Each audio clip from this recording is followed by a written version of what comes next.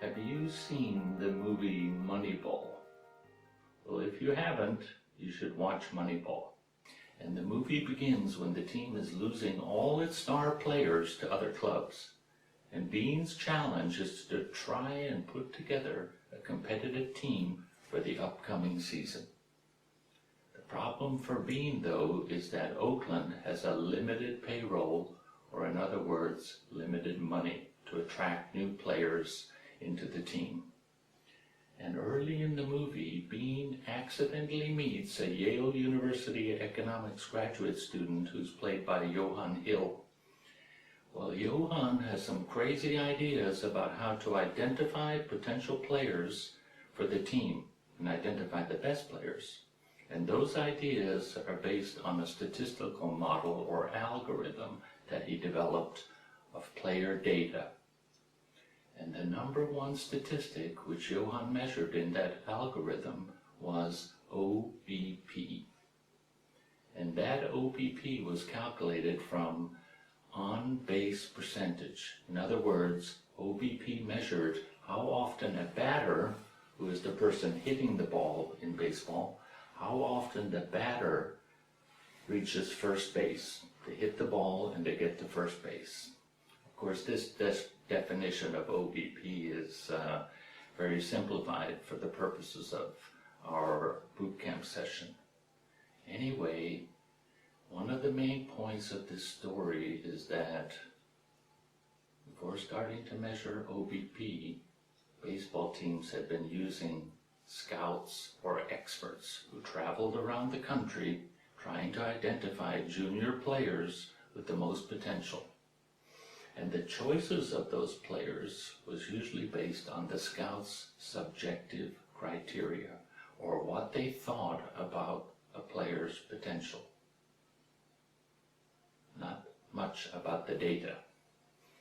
Well, to make a long story short, Johan Hill's algorithm proved to be one of the most effective measures for determining the future success of individual players, and even for teams. So now I have a question for you. What do you think is the main point of this Moneyball story? What does it mean for you? Well, the main point in talking about Moneyball and the movie is what gets measured gets done. And this means that the main function or purpose of accounting information for you as a manager is that the information you use, gather, and analyze should help you make better managerial decisions. And like in the Moneyball movie, which by the way is based on a true story in the US, by doing that, your company can also become a winner or a champion in their business. So think about that for a moment. And the accounting information, which often we're not very interested in, gathered in a company, provides managers with the data needed to determine whether a business is at a loss or a profit. How much our debtors owe, how much our business owes other companies, and other critical data which we need to follow.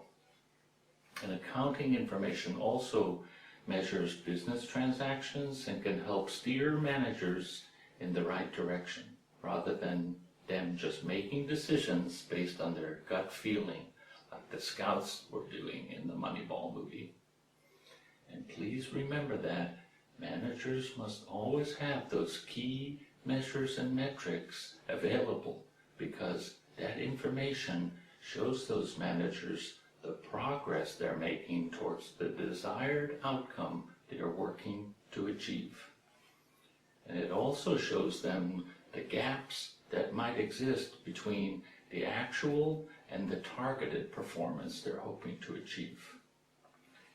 Now, in business, we often refer to these measures as key performance indicators, or KPIs for short.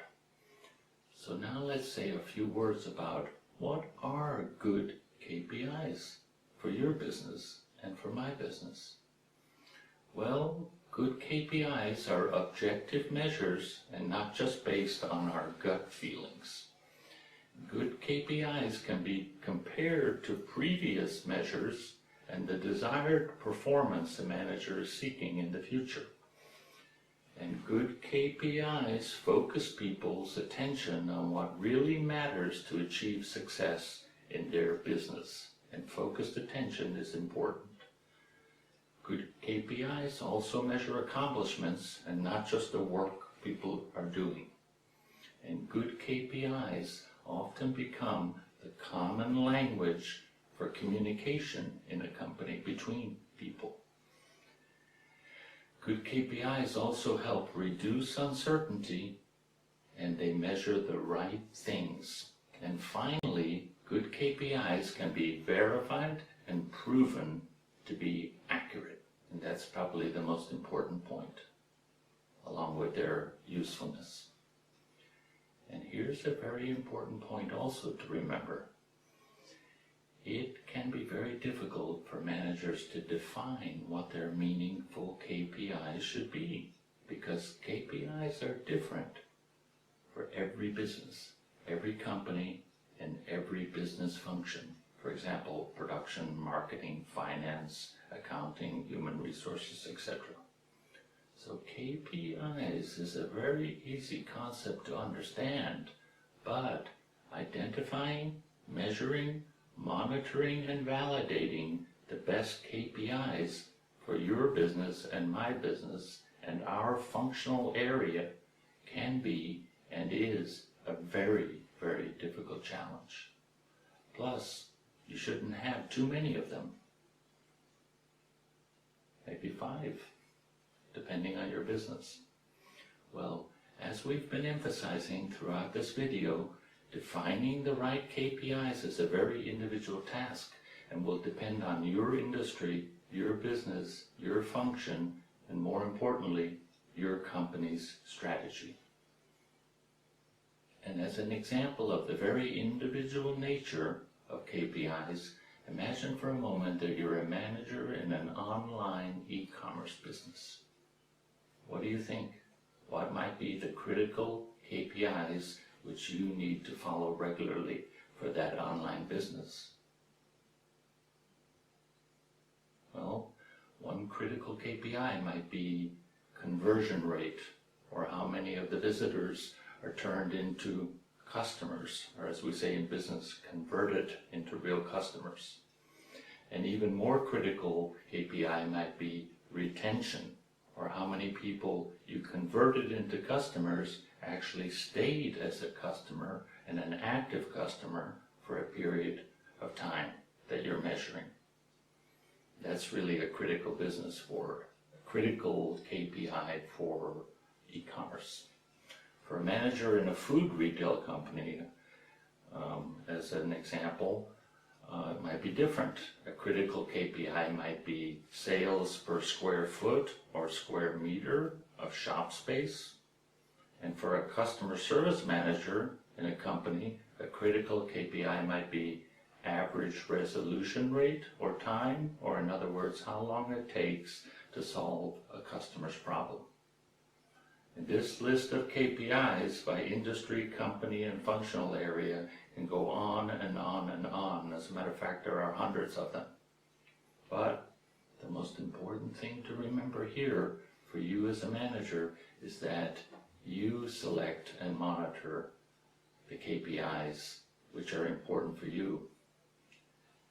And I emphasize the words must be KPIs selected and important for you, the ones that are most relevant for your unique business conditions.